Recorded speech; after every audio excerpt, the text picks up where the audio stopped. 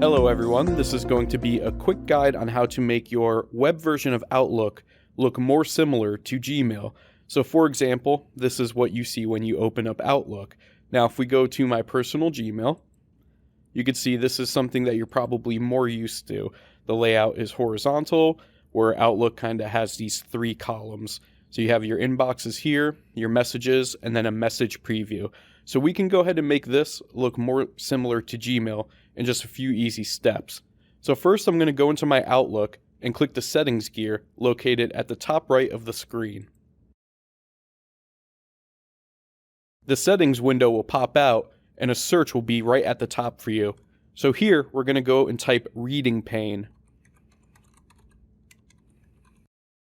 And you can see reading pane automatically populated for us. So let's click on the result. And this new settings layout window will appear.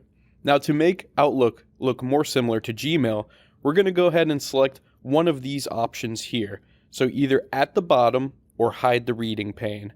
At the bottom will show your emails as horizontal with previews such as attachments, where hiding the reading pane will just have the message not showing any kind of media attachments, but the messages will still be horizontal.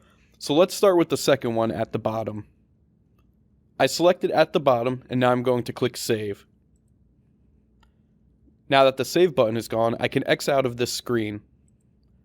And here you can see my inbox looks more similar to Gmail. However, when I click on this, now my emails will show up at the bottom of the screen.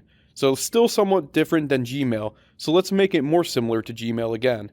So again, let's go to the settings gear. And we're going to type in reading pane again.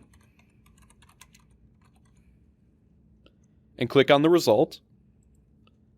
And now we're going to choose to hide reading pane. And hit save. And again, we'll X out of the screen to return to our inbox. Now you can see my emails are horizontal without the reading preview at the bottom or on the right side of the screen. And this looks more similar to how Gmail operates.